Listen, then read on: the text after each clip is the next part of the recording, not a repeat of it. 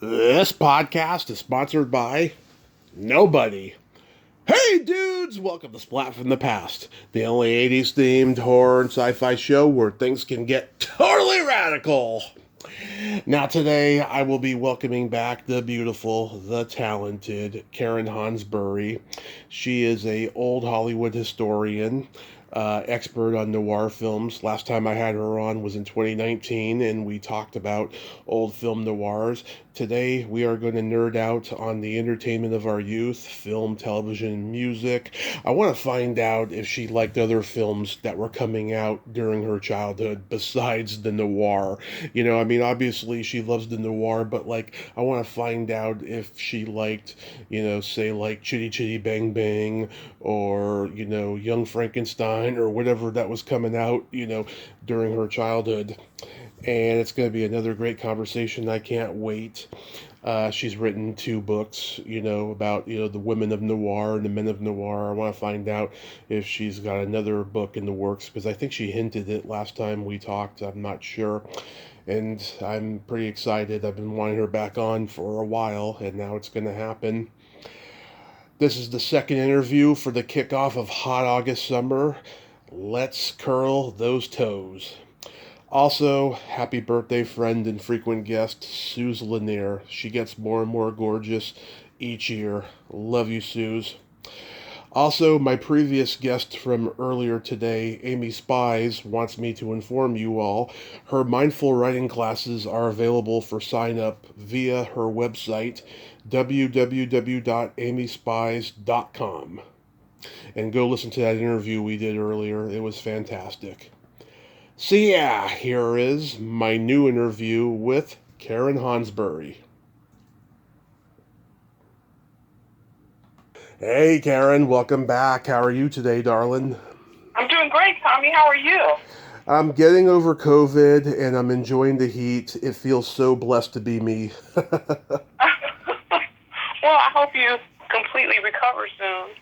Yeah, it's getting there. It takes a while, but I've progressed way more in the last week or so, so I'm happy about that. Well, that's good. So, going back in time, do you remember the first movie that impacted you as a child? You know, I think I would have to say The Wizard of Oz. Uh-huh. It was an event in my home. We watched it every time it aired. My mother used to joke that we had seen it so often that we could get up and act in it. Yep. And I always loved it. I was never scared, about the Wicked Witch or the Flying Monkeys. It was never frightening to me. And I also raised my daughters on it. I remember one Christmas getting my younger daughter the Barbie collection of all the main characters. And I remember secretly wanting them for myself. Yeah. And to this day, my family watches it every Thanksgiving when it airs on TBS. So it's a great movie. It's the first classic movie I can remember seeing. And I think it just set the stage for my love for classic film, going forward. Yeah, I got to see it right at the tail end of CBS playing it every year. Mm-hmm. Yeah, that was the first old Hollywood movie that impacted me as a kid. I developed this form of OCD where every time I heard a song, I couldn't help but sing along with it, and that's where, it started with If I Only Had a Heart. Yeah, for sure. You have to sing along. Yeah. And yeah, the first movie that truly impacted me as a kid was Back to the Future, because I always had that fantasy of going back in time and seeing my parents in high school, because they used to let me look at their yearbooks all the time, and I always wanted to find out, why they're so messed up and I'm so messed up, Yeah, that's a good one. In fact, I haven't seen that movie in, I don't know, decades probably. But I just remember it was such a good movie. I need to revisit that. It holds up, it's got every genre. It's got influences of Frank Capra and John Ford and Billy Wilder. To me, it's the perfect movie. Now, I know you love obviously the film noirs, but what other genres did you gravitate toward the most, like more modern stuff that was coming out in your childhood? don't know if I necessarily gravitated toward any specific genre. There were genres that I stayed away from, like sci-fi and musicals and horror. And I only recently, literally within the last couple of years, got into westerns. But my mother had no restrictions on the movies that I was allowed to see, which I really, really appreciate. So Yeah. I saw all kinds of movies, like Bonnie and Clyde and Shaft and Valley of the Dolls, Blackula, Love The them Bad all. and the Ugly, which is one of the few westerns, and all of Clint Eastwood's westerns we saw. Psycho, Jaws, it was just nothing. The French Connection, which was totally over my head at the time. Yeah. Love Story. I remember my mother had the sheet music for the theme song, and she used to play it on the piano. Oh, wow. Let's Do It Again, and A Piece of the Action. So there were just all kinds of different movies, as long as they weren't musicals, or not that I hate musicals, but that's not something I gravitated toward. There's a musical coming on, let me watch it. But Yeah. other than that, it was just all kinds of different movies. Mahogany. I mean, I just remember so many different kinds of movies. Now, I can understand the horror, the sci-fi, but, what was it about musical that turned you off? I just still cannot necessarily sit down and watch a movie where someone is liable to break out into song any minute. And, there are musicals that I absolutely love, like West Side Story and Seven Brides for Seven Brothers, and 42nd Street, which I could watch every day, Gold Diggers of 1933. But as a rule, it's not. If it's not one of those that I already love, I'm not likely to discover it. I was indoctrinated into being a Grease fan, early on. My mom was watching that. Oh, God, every time it was on ABC and they would have it all chopped up and everything, she'd watch it. It just, it was that. It was the Little Shop of Horrors remake for me. I got into The Sound of Music, I love Jesus Christ Superstar and Godspell and The Apple, which is a rip-off of those, but with a more psychedelic feel to it. Yeah, I loved Godspell and Grease and and Little Shop of Horrors. I mean, there are really a lot of musicals, I think, that I do love. It's just that when I think of there's a musical coming on, let me check it out, it's just not going to happen. Yeah. And, I loved comedy and I loved horror. But for comedy, I loved Mel Brooks and Woody Allen and Neil Simon. And I loved all the old comedy teams like the Marx Brothers and Martin and Lewis and Laurel and Hardy. Did you like any of that stuff? I never got into Laurel and Hardy. I love the Marx Brothers. And I definitely love Mel Brooks and Woody Allen. In fact, I am trying to watch more Woody Allen movies that I've missed, because I thought I had seen a lot of them, and then a movie called Alice came on TCM not too long ago, which I had heard of, but I just knew nothing about. And I loved it so much that it made me look up all of his other films, and I was just identifying so many that I had not seen. So I really want to see more Woody Allen movies. Yeah. And how about Charlie Chaplin? I actually have only seen one Charlie Chaplin movie, and that's The Kid, which I loved. In fact, I own it on DVD. I first saw it at the TCM Film Festival several years ago, and I had to have it. I loved it so much, and I would love to see more of his movies. In fact, I am looking for recommendations. Oh, I can recommend them. I have The Kid on VHS, and it's on a double bill with Payday because they're both shorts. But for feature length, Modern Times, that was his last one as the Tramp, and it's a masterpiece. It's a commentary on the Great Depression. There's that. There's City Lights, which is one of his most wonderful ones. We get to see a lot more of the Tramp's romantic side in that one. And, of course, The Gold Rush, which fell into the public domain, and PBS used to play it at 2 a.m. on a Saturday night when I was a kid. I loved love that one. That's the one where he tries to eat the boot for Thanksgiving. Yes, I have seen actually a few scenes from that, but never the whole movie from beginning to end. Yeah, it's great. I'm writing these down, though. I'm definitely going to check these out. Yeah, I recently got into Harold Lloyd. I never really saw his movies on the video store shelves when I was a kid, but like, yeah, I knew about the one where he's hanging from the clock tower. That was called Safety Last. Like, Yeah, that was good. I watched it not too long ago, and I was like, oh my God, this is brilliant. You know, yeah, and I'm starting to get into Buster Keaton now. He was another one whose movies I never saw on the shelves. It's funny, I interviewed the guy who directed his very last silent film back in 1965 when, you know, he was doing all the beach party movies and he couldn't get arrested in Hollywood because of all the alcohol abuse he did.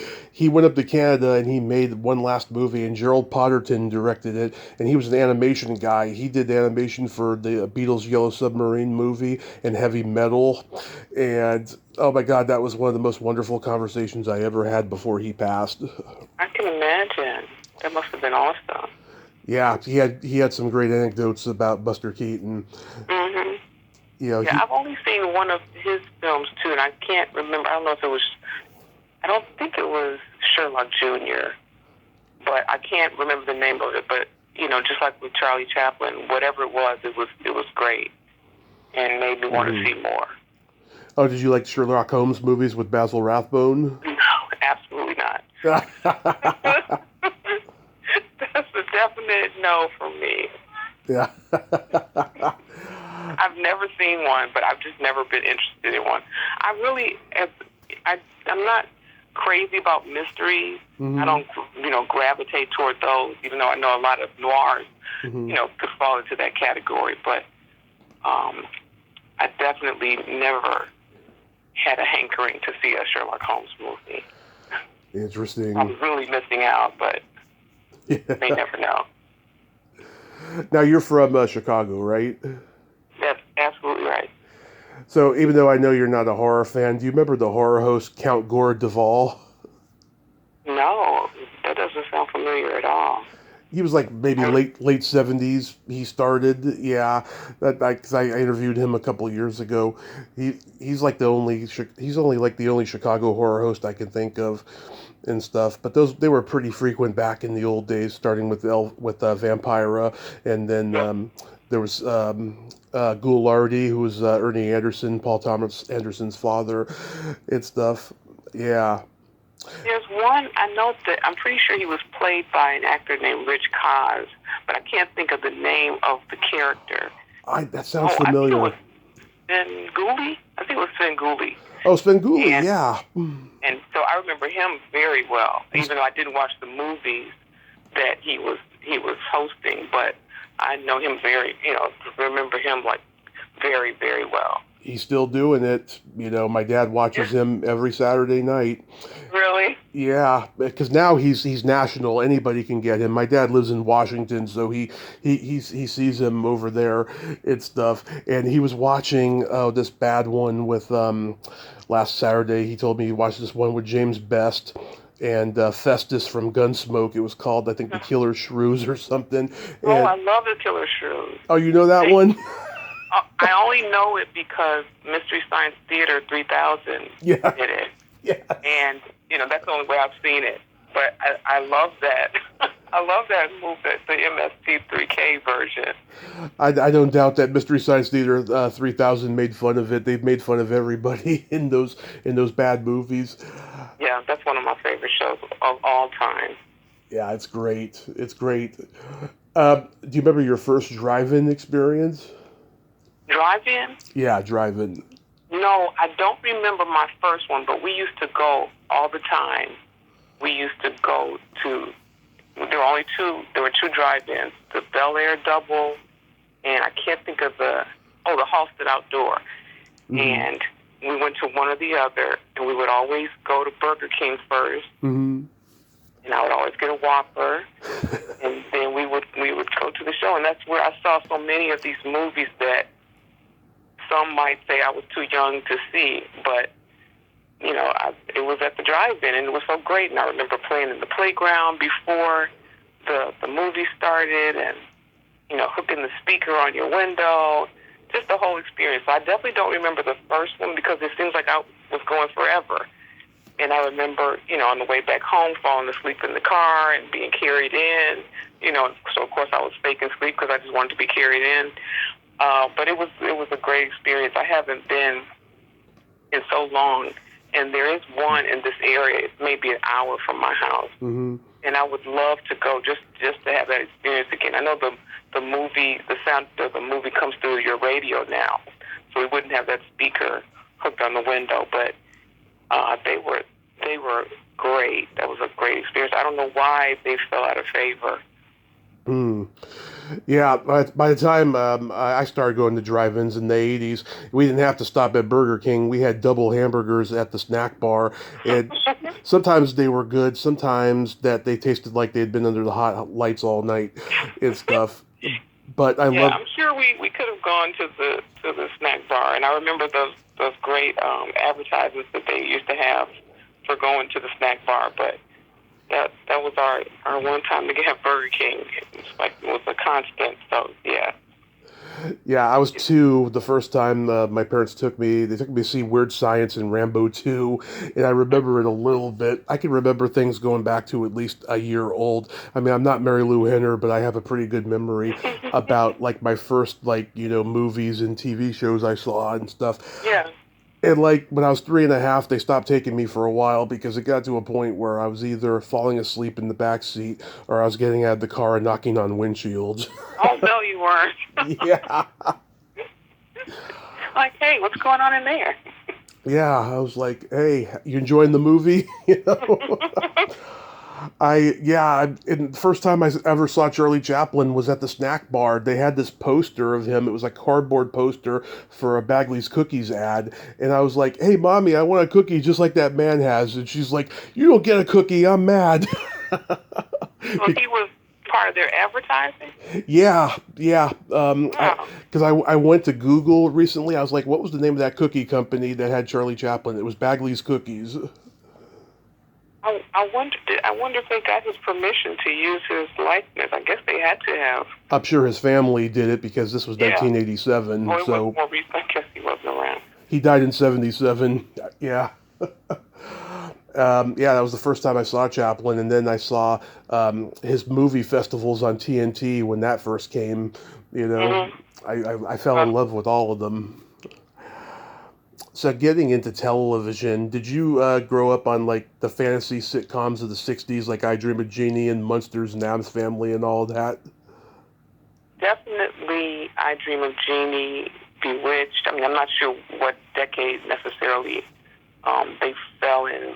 The 60s. I wasn't a huge Munsters fan because I didn't like the way they looked. But so they were kind of scary looking. Yeah. But the Addams Family was great. I love the Addams Family. But there were so many that I can remember. I mean, I just have always loved TV so much, and just so many shows that I would watch even today, like Good Times and The Brady Bunch, both of which I own, the whole series on DVD. I'm jealous. Watch them, and in Good Times I watch every day still. But, The Partridge Family and I Dream of Jeannie again, and The Dick Van Dyke, which is my favorite show of all time.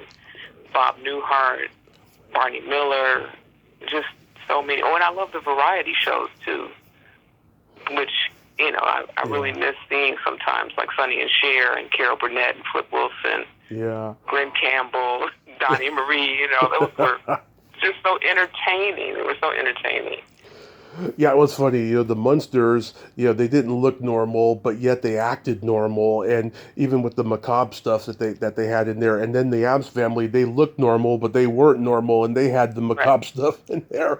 It was crazy how they counterbalanced that. Yeah, Herman Munster in particular, I just really did not like looking at him. Yeah. And it was funny because it was great when years later when I started watching a lot of classic movies and discovered that Yvonne DiCarlo, was in these classic films. And I never would have guessed that was the same person. Yeah, well, rumor has it the reason why there was two Marilyns on the Munsters was because the first one allegedly had an affair with Fred Gwynne.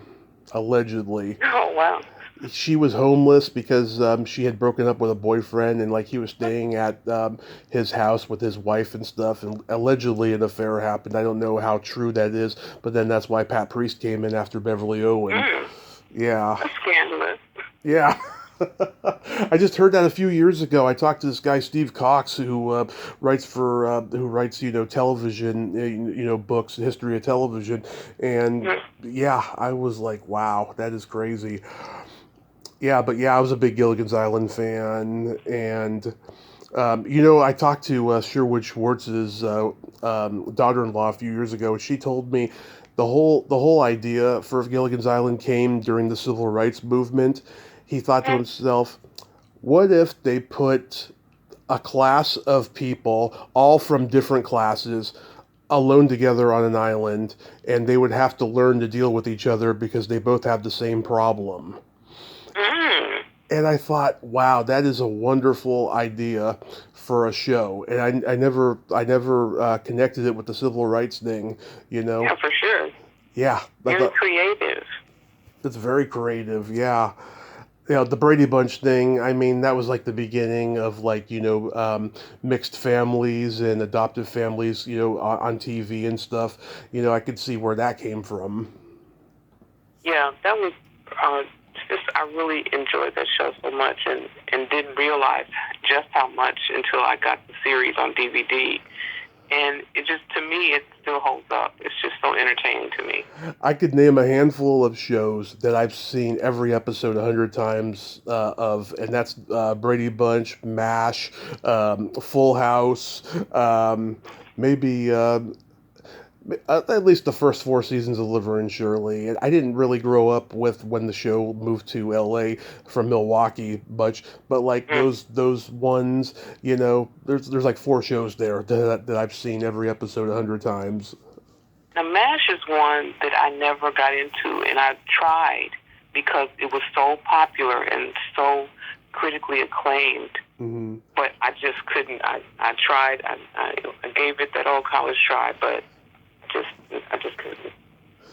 Yeah, MASH is subjective. People say, what's the point? Well, the point is that they're all stuck in the Korean War. They had lives before the war, and they just have to learn to deal with each other. It's like the Gilligan's Island thing. Mm-hmm. But yeah, I mean, the show was built upon friendships, whereas the movie was more about the sex jokes and the sleaze and all of that. Didn't really. I mean, there is human emotion in the movie, but not like it was on the series. Yeah, that's true. I did see the movie, and that's another. In fact, I remember seeing it at the drive-in. But it's another one that I think was a little bit too advanced for me at the time. Yeah, it's one of those ones you gotta maybe get into later in life. Right. Yeah. I've never seen Gone with the Wind all the way through, and my dad told me when I was 20, he's like, wait till you're 30 to watch it. Now I'm 41 and I want to watch it. Yeah, you only owe it to yourself, Tommy. It's a great movie. It's one of my favorites of all time. Yeah. Did you watch Batman? Not consistently. Mm-hmm. I watched a few episodes, and I think I appreciated it more when I was older because it's just hilarious. It's just so campy, and I love seeing old movie stars in it, like Ida Lupino and Cesar Romero and just, all these people. It's just great. I appreciate it and enjoy it so much more now than I did back then. Yeah, I love all the guest stars and everything. I interviewed Burt Ward during the pandemic, and I've told the story 3 times this week. I'll tell it again. He, the day that we were scheduled to do it, it was a Wednesday, and he screamed at the top of his lungs to his publicist, who wasn't even in the room. He was so angry. He told me he can't do interviews on Wednesday, and he's done this to him before and stuff.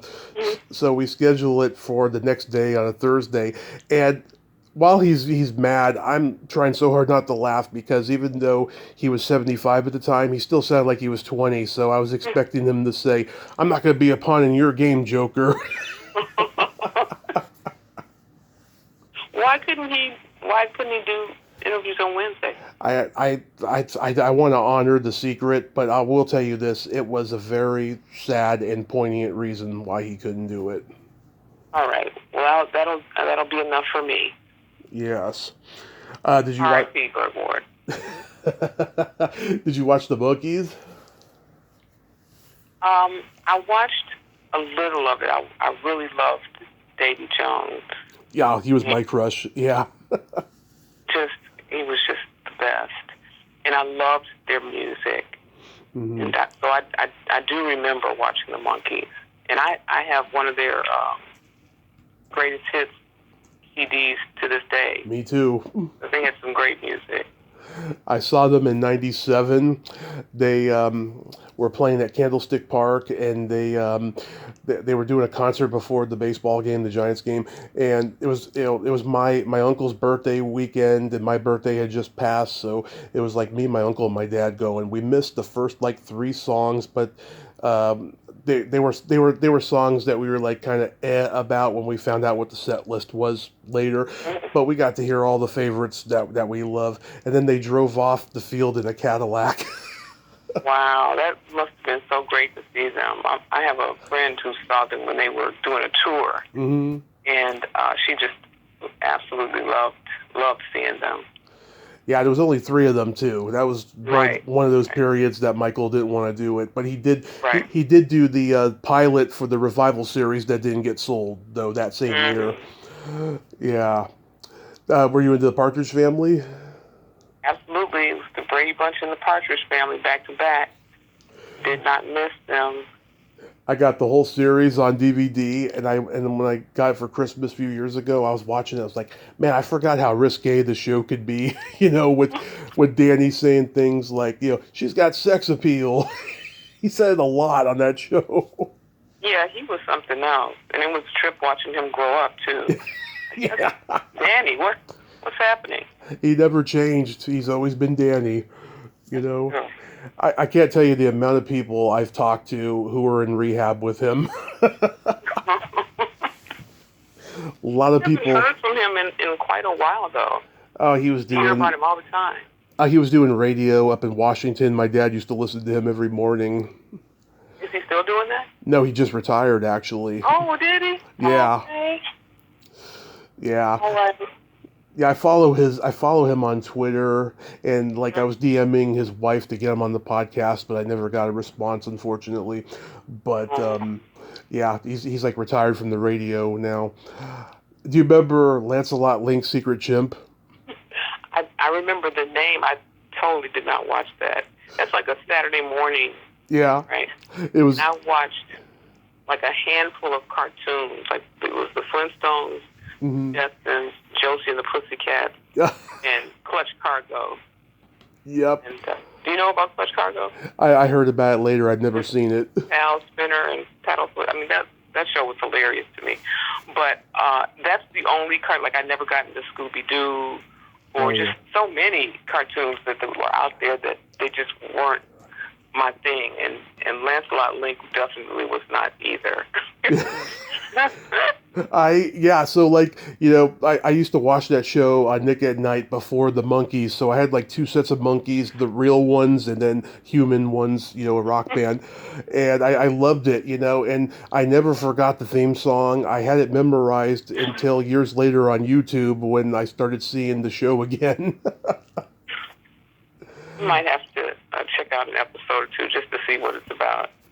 Yeah, it's just chimpanzees acting like humans, and Lancelot, he's a secret agent chimp, and there's like an Arab chimpanzee, and like a evil mastermind chimpanzee, and all these different ones.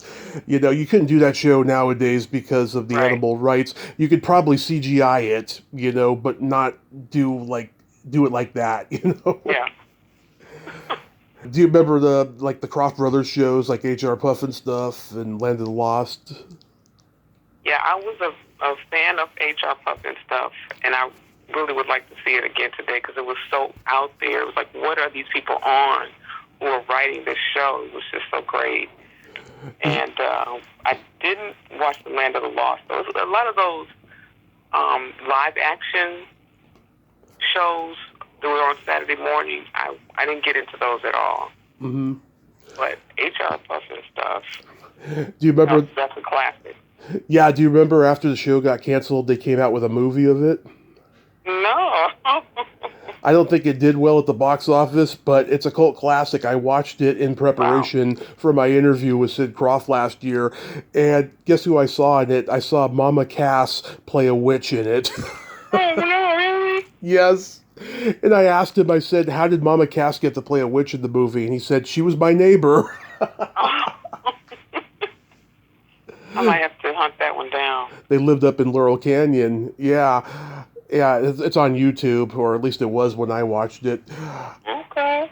Yeah, I was a big Land of the Lost fan, but I saw the reboot in 1991 first, and then I got into the early one later on TV Land when that came out.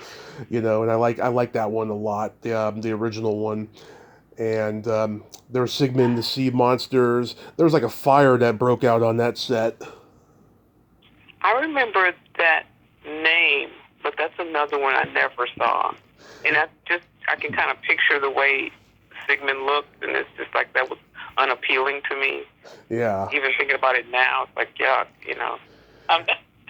Yeah, it was Johnny Whitaker from The Family Affair. He was the star of that show. Oh, I love Johnny Whitaker. I've interviewed Another him. one. I used to watch Family Affair. I've interviewed him. He's an interesting guy. Is he? How about, did you watch Saturday Night Live from the get-go? From the first episode. Yeah, with George Carlin. Yes, and I have been watching it ever since. Even that horrible year after all the not ready for primetime players left. Yes. And Lorne Michaels left. Yeah. Even that year, I just never have given up on the show because I love it so much. It's just a part of my life. Yeah. And I remember first watching it like, wow, this is, what is this? It was great. Well, what I loved about those first 5 years, they were doing it for the first time. They were breaking the barriers of mainstream variety shows. It was very punk rock, very raw, very irreverent, left over from National Lampoon and Second City. It was just something like no one had ever seen before, And I just feel like the show is not the same anymore, and I don't see it ever going back to the way it was at least 10 years ago, No, but I will never give up on it, because they continue to find talented people, and they continue to come up with writers that do good things. It may not be, hitting it out of the park with every skit, every show, but because I love it so much, I can't not watch it. It's like appointment TV for me. It always will be. It is. Yeah, they always find talented people, always. Mm-hmm. Yeah, I remember when they came out with the 95 cast, I'm pretty sure they felt more energized with that cast than they had with the previous, decade, because they got all these people from UCB and some from the Groundlings, and they were young and fresh. Nobody knew who any of them were, and look at the path that they've carved out for themselves since. I mean, it's amazing. It was almost like the 75 cast was reincarnated into these people. Yeah, so much talent in just that one group. It was pretty amazing. And all the old guys that came and hosted in the early years, Desi Arnaz, Broderick Crawford, Walter Matthau. Girl, I have read such horrible things about him and that in his appearance on the show. Yes, but there were just so many great. In fact, I have the first 5 seasons on DVD. It's Same been here. A while since I pulled them out, but you're making me want to. Just do a marathon right here. Oh yeah, I have all 5 seasons as well. I love it. I could just turn anyone on and just laugh out loud still. I remember so many of them when I was a kid. Oh God, you remember those really perverted sketches where Buck Henry's the uncle? I just saw something. I don't know if it was on. It had to have been on TikTok where they showed it, and I didn't watch the whole thing. I didn't even watch most of it because I knew what was going to happen. But it was like, wow, this is amazing that this kind of thing was on TV. Oh, and yeah. I saw it on Comedy Central in the 90s, and I'm shocked looking back that it was even allowed on there then. Right. But there's no way. No, that was so evil. Yeah, because I talked to Ann Beats before she passed. She came up with the sketch and stuff. I think she was somewhat embarrassed by it, Now, there was all these, like, variety shows that they all tried to be Laugh-In after Laugh-In was canceled. There was Mary Tyler Moore had one after her sitcom got canceled. And there was the Bay City Rollers and Donnie and Marie and Shields and Yarnell. They all had variety shows, but, like, I guess by that point, because Saturday Night Live became the new thing, it seemed like the old school variety shows became antiquated. Yeah, and I remember, it's so funny that you said Shields and Yarnell. There was some variety shows that were really good, like Sonny and Cher. I thought that was a great show, and Donnie and Marie was good. But Shields and Yarnell, and it was something called Pink Lady, or I can't remember the name of it. Pink Lady with Jeff Altman. Yes. Yeah. That was crazy. Did that last like one episode or something? I don't even know. But yeah, some of them were just so awful, it wasn't even funny. I also loved Tony Orlando and Dawn's show. Yep. Tony Orlando and Dawn. Remember the Dean Martin show, and then eventually he did the roasts? Yes. Those were the best. Oh my gosh. I discovered the roast during the pandemic, during the shutdown, and oh my gosh, I was just rolling. It was so funny to me, and it was just, in fact, I need to go back and watch some more, but those were so good. And I love the Dean Martin show too, with the what are they called? The Gold Diggers, I think, were the dancers. I've had two of the Gold Diggers on here, and my mom was almost one. Was she? Yeah, in 1972, she got a scholarship to UCLA because she was a dancer, and it came with an audition for the Gold Digger dancers, but my grandmother wouldn't let her do it. She was very overly protective back then.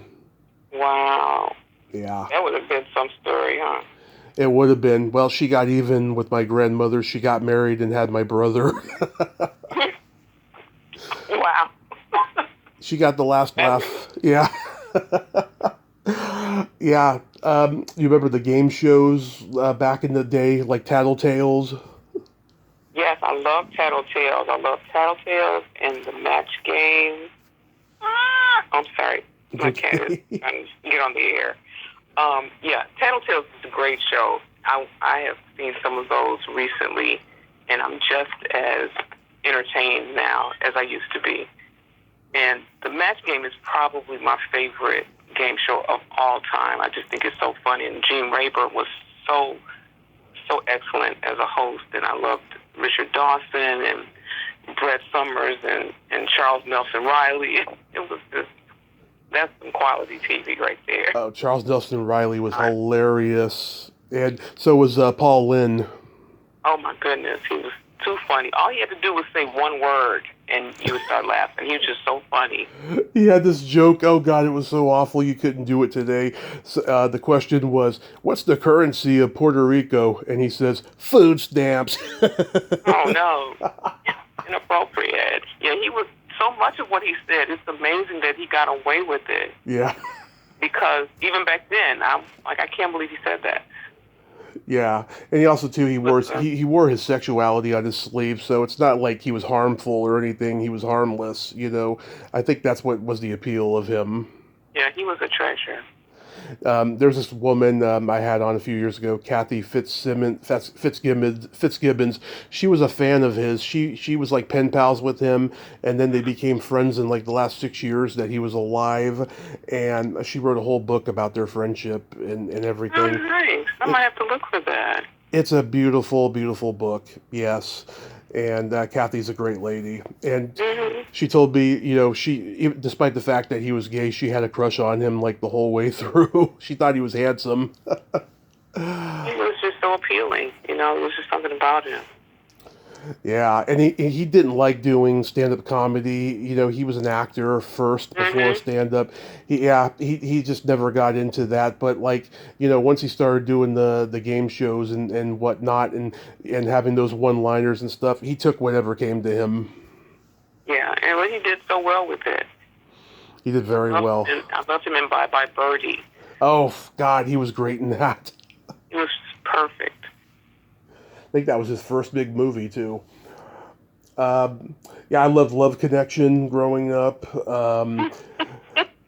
Yeah, be back in 2 and 2. Back in Two and Two, yes. There was a guy that replaced Chuck Woolery at the end named Pat Bullard, and Uh-huh. I thought he was just as good as Chuck, but nowhere as near.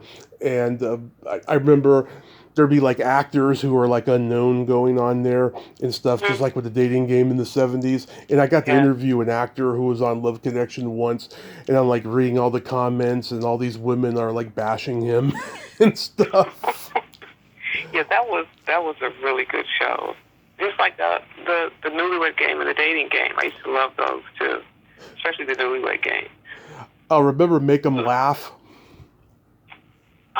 You know, I do vaguely remember that. Yeah. Wow. It, Wow, it, I do vaguely remember that show. I do remember watching that. it was a George Slaughter produced show. It was, Uh-huh. they would go out to the comedy store and find comedians that were unknown and put them on this show, and it would be like a contest kind of a thing. You'd see Mhm. like Andy Kaufman and Gallagher and Howie Mandel and God, lots of people on there back in the day. Mhm. I wonder if it's available online. Probably. I would love to see some of the people on there who became popular and famous. I know a guy who was on the dating game. He was on with a notorious serial killer. Oh Lord. Yeah. Nobody knew that he was at the time, but later, and Yeah. he says he gets asked more about that more than anything in his entire career. Bad. That's pretty wild. Yeah, I saw the clip. I was laughing because the guy, I mean, just like Ted Bundy, he came off fairly normal. you know, Mm-hmm. That's scary. You it, never know. it's really scary. Yeah. Do you remember the first album you ever bought with your own money? With my own money. Oh yeah. As a matter of fact, I do. It was my senior year of high school, and one of my best friends, Mitzi, talked me into buying The Wall by Pink Floyd. Oh. And I got it from the Spinnet record store, I believe it was, in Evergreen Plaza here in Chicago. And I got it home. I had never heard of it before, but I listened to her, and I got it home, and I put it on, and I was like, what in the world is this? No, it wasn't for me. I'm pretty sure that I returned it to the store and got the money back. It just was not for me. But the first one I received that I didn't pay for was Songs in the Key of Life by Stevie Wonder. And I remember it because my brother Alan gave it to me for Christmas. Mm-hmm. And I also gave it to him for Christmas. Yeah. So it was really great because we both had what we wanted, Mm-hmm. And I remember learning the words to all the songs, and especially the song As, which I still think is one of the most beautiful songs ever written. And it was just such a beautiful album. It is. I saw Roger Waters perform it in 2012 at AT&T Park. Mm-hmm. My friend won a contest to get for 2 tickets. We went. I remember we spent like a good 45 minutes in McDonald's because it was packed with people going to the concert. It was like it was like across the street, and we went, and oh my God, it was magical. The visuals on the screen and everything. Firecrackers went off, and then like I remember we were on the train, and there was this couple. The guy was drunk, and he was like, "How much do you think of that concert was really him, and half of it was pre-recorded?" I'm like, no, it sounded real. Right. It was live. It wasn't Memorex. It was live, yeah. I was an MTV kid, and the first two birthday money albums I got when I was 8 was like Phil Collins' "No Jacket Required" and Poison's "Look What the Cat Dragged In." Oh, Phil Collins. He was the best. I know. I saw the last concert Genesis did on YouTube a couple years ago. He was in the wheelchair the entire show. It was pretty Oh, sad. wow, really? Yeah, because he had cancer. He had like cancer of the legs or something like that. Okay. Yeah, he played a little bit of drums on stage. I know his arms aren't as good as they used to be, but he did a little bit of it, and yeah, it seemed like he was having a good time despite That's that. good. He was out there. That's great. Yeah, that was in 22 or something Mhm. like that, or 21. Yeah, it's sad. He's retired now. Mhm. Yeah, my parents had a big old box of vinyl records when I was a kid. They had everything from the Beatles to the Stones to AC/DC, Fleetwood Mac, Johnny Cash live at Folsom Prison, Mm. all that stuff. We had everything. There's nothing like that stinky, musky smell of vinyl. It's intoxicating. Yeah, we had a lot of albums too. The main one I can picture is the Beatles, and I just can see their four faces on the cover. I don't know which one it was. That could be any of them. Because okay, there's them looking down from the balcony on their first album. There's the one where they're like side by side on with the Beatles, Hard Day's Night. There's like five of them each in a row, and so forth. So it could be any one of those. So this is just their faces, and it's, close up on their face, and there's two at the top and two at the bottom. Oh And God. I'm gonna look it up. Oh, that's probably with the Beatles then. That's not side by side. I think there's the top and the bottom actually for that one. But you remember your first concert? Oh, that would be the Jackson 5, absolutely, at the International Amphitheater. Oh, you're the second one to tell me that this I was week. maybe 8, I'm not sure. But I remember it was just like the best experience of my whole life at the time. Yeah. Have always loved the Jackson 5, still love Michael to this day. And that was just such a great concert. It was such an awesome concert. And I couldn't believe I was there. I was there. Yeah, you're the second one this week to tell me that they saw the Jackson 5 back in the day. Yeah, I saw Steppenwolf at the county fair when I was 15. John Kay was the only original member, and because he's such a charismatic frontman, it didn't matter to me. But I'm like looking at the 40 and 50-year-olds, it looks like the magic was gone for them. And then I saw Alice Cooper when I was 17, my first real concert at the Warfield, and he put on a show, I'll tell you, and he's very theatrical. He gets killed at the end of every show. Was he the one that used to bite heads off or something, or do something crazy? No, that's Ozzy. But Alice, he threw a live chicken out into the crowd once, not knowing that the chicken couldn't fly. Next thing you know, there's blood and feathers all over the place, and he felt so bad about that. He didn't mean to do that, But Ozzy is the one who bites the heads off. Yeah. Okay. They're all in there together for me. Yeah. As you can tell, that's not, Yeah, it's horrible. Yeah, that Beatles album with the Beatles, there's like John, Paul, and George in a row, and then Ringo's at the bottom. Could have been that one, maybe? It's possible. Yeah, they're in black and white.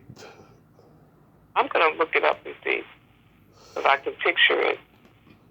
Yeah, because in Rubber Soul, that's the one I was thinking of where they're side by side. Mm-hmm.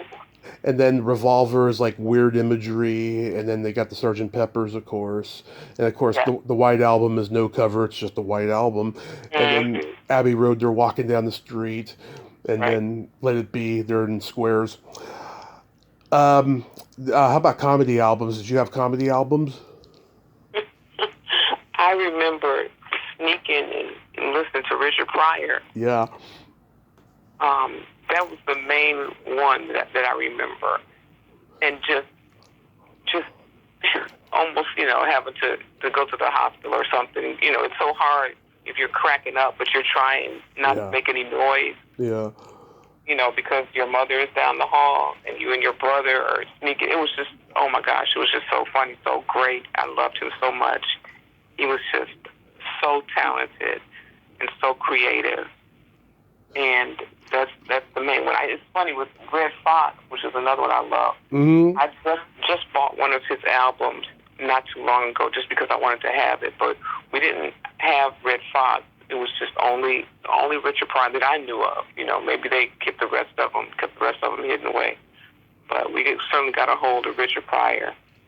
Oh my God! I knew a woman. She went to go see Red Fox in concert in the late '70s, and his opening joke was so dirty it had everybody like spitting out their drinks laughing. He was great. He was so funny and so quick, and yeah, he was another just a legend. We had a Richard Pryor album on vinyl, but I don't remember which one it was because we didn't have a cover. We just had the jacket. I think, someone from my parents' partying days stole the cover or something. But we had Lily Tomlin's This Is a Recording. That's a masterpiece. I still love that album. And Cheech and Chong's Big Bamboo. Yeah, I talked to Tommy Chong a few years ago. You couldn't get a word in edgewise. I asked him maybe 4 questions. Well, that was a very good interview. It was. It's I was cool by everybody in my hometown for about a week after that, and then it went away. Right, at least you got that week. Yeah, because I'm from the Bay Area where everyone loves weed, so it was only natural that was going to happen. But you're the man. Yeah, but it was a good one though. So when is your next Film Noir book coming out? Actually, I have so many different writing projects going on. I don't know if I'm going to write another book. Because I have a Film Noir newsletter, and I write for 2 websites, Classic Movie Hub and Film Masters. And I have 2 blogs, Shadows and Satin, which is about noir and pre-code. And I have a Good Times blog, which, of course, is about good times. And I was thinking about trying to write a book about good times. When I got close to finishing the proposal, I realized that if I did get a contract, I wouldn't be able to do any of those things that I just named, because I would have to be working on the book. And I really love, the writing projects that I have now, and being able to accept other projects as well. So that's when I decided to turn it into a blog. And as long as I'm getting my thoughts out there and my writing out there and reviewing the episodes, I'm satisfied with that. But yeah, I'm not sure if or when another book would be coming down the pipe. Yeah, because I remember you hinted at it, when we talked 5 years ago and stuff, and I was like, wow, I'm surprised I haven't seen her advertise it yet, Yeah, there's that, and there are a couple of other book ideas that I had that weren't film noir, so that if I did write, it would be something else anyway. But as of right now, I don't see that happening. Plus, the whole publishing arena is so different now. Like the writer has to do so much marketing. Like the marketing plan has to be part of the proposal. And when I found that out, I just that's even more work. That's even more that's going to take me away from projects. So I just said I'll just do another blog. And I'll be happy with that. And then if I'm, maybe in a few years, who knows, maybe one of these other books, I'll decide to go ahead and do one. But for right now, I'm just so happy. I'm retired now, and so I have time to just write all the time. That's pretty much what I do, and I'm just so happy. This is all I ever wanted to do with my life, was just write all day. Look at old movies. What else could you want? Absolutely, that's the life. Have you gone and watched anything recently of noir that you never saw before? The latest noir that I saw that was new to me is called The Big Bluff, and I can't think of anybody in it whose name you would recognize. I can't even think of the people who were in it anyway. But I really enjoyed it. It's very low budget, and it's on YouTube, and it's also on the Film Masters YouTube channel. It's really a good story. It's definitely worth checking out. I just stumbled upon it. Nice. And decided to check it out. And, there's a lot of noir on YouTube that's not necessarily worth, your time. But this one definitely was. I really enjoyed it, from beginning to end. The Big Bluff. Oh, The Big Bluff.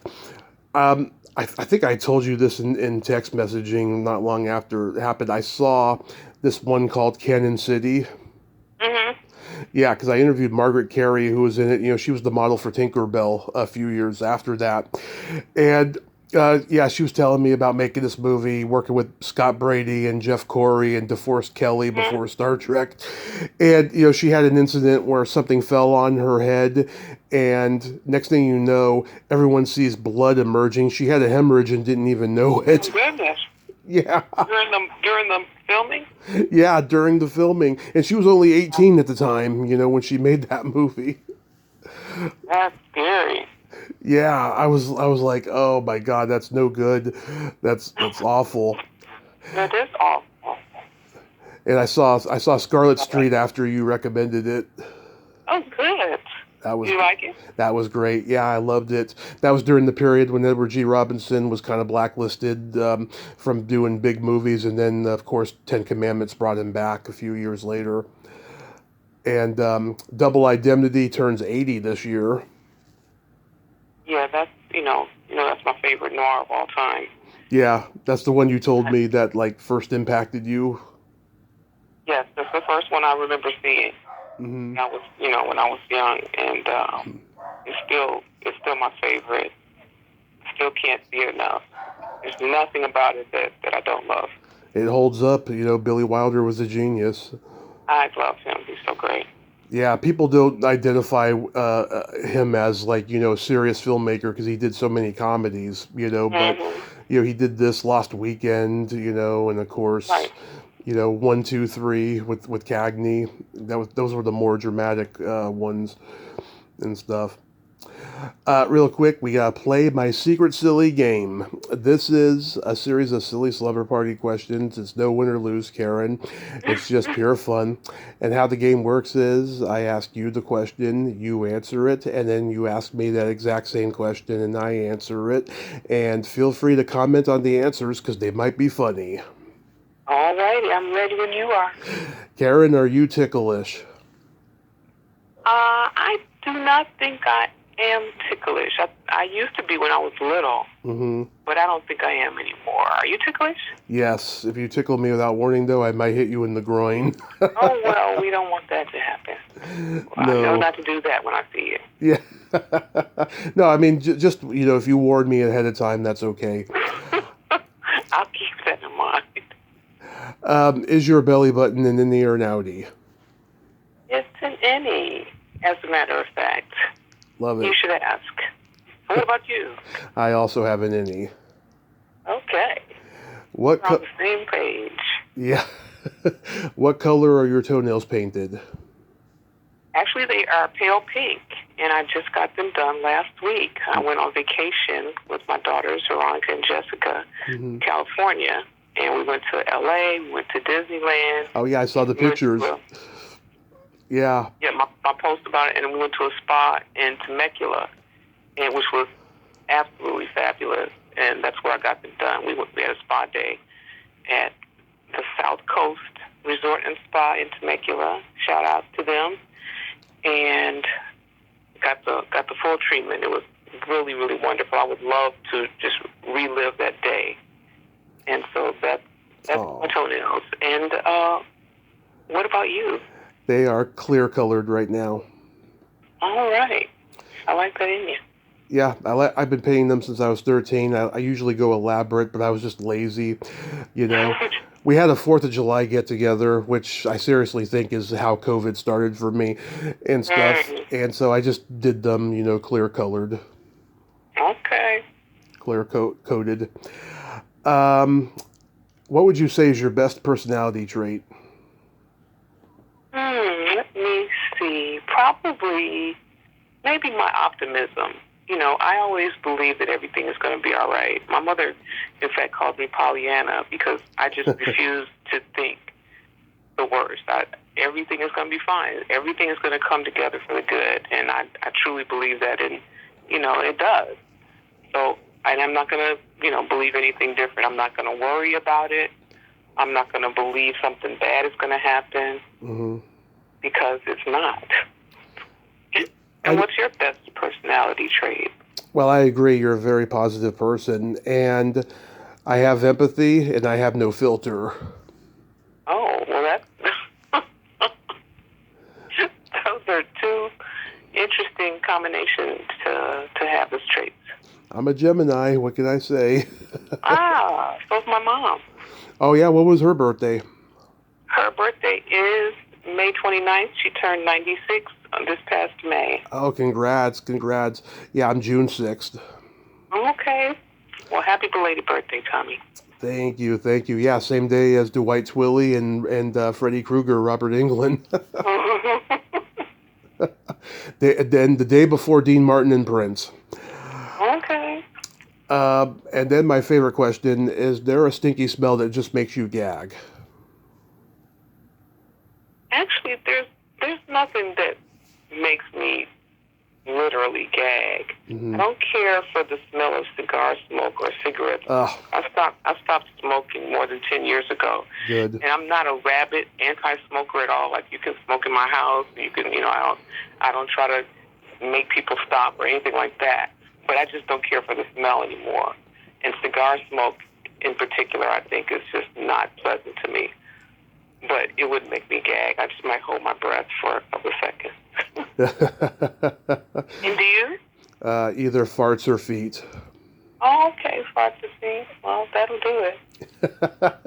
My mom smoked for 18 years, for 35 years. In the last 18 years, she hasn't touched a cigarette, and everybody who knows her cannot believe it, but yet they're so proud of her because throughout my childhood and my early 20s, she was always having a cigarette in her mouth sometime, always. Yes, I can totally relate to that. My grandmother was like a 50-year smoker, and after her second heart attack, she stopped, and she lived another 10 years. Well, that's a blessing. Yes, it was. They're no good. Cigarettes are no good. No. And the people who go their life smoking them and not get any kind of lung cancer, more power to them, but it's a gamble. Well, that's my mom, because she still smokes. But, that's my mom. But, and I really loved smoking. I really enjoyed it. But I'm glad that one day I just nope, I have to stop, and I stopped, and that was it. Oh, that is so awesome, Karen. Thank you for coming back on today and nerding out with me, and I'm glad that... Thank you for asking me. Absolutely, and I'm glad that you're enjoying your retirement and you're still writing and that you're having the time to watch all the noir movies you love and discovering new ones and all that. Absolutely. It's a great life. Yes, you have yourself a great night over there and be safe. Thank you. You too. You take care. I'll see you online. Yep, see you online. Okay. And feel better soon. I will. Bye-bye. Bye-bye. Well, there you have it. Karen Hannsberry, ain't she a sweetheart? I just friggin' love her. She is the real deal, and she's a great lady, and wow, I thought she was going to write at least one more noir book, but that's great that she's retired and still writing her blogs and stuff and watching noir movies. I'm so glad that she's loving her retirement. Well, until next time, this is Tommy Throwback Kovac saying there's no shame in living in the past because the present sucks. Later, dudes.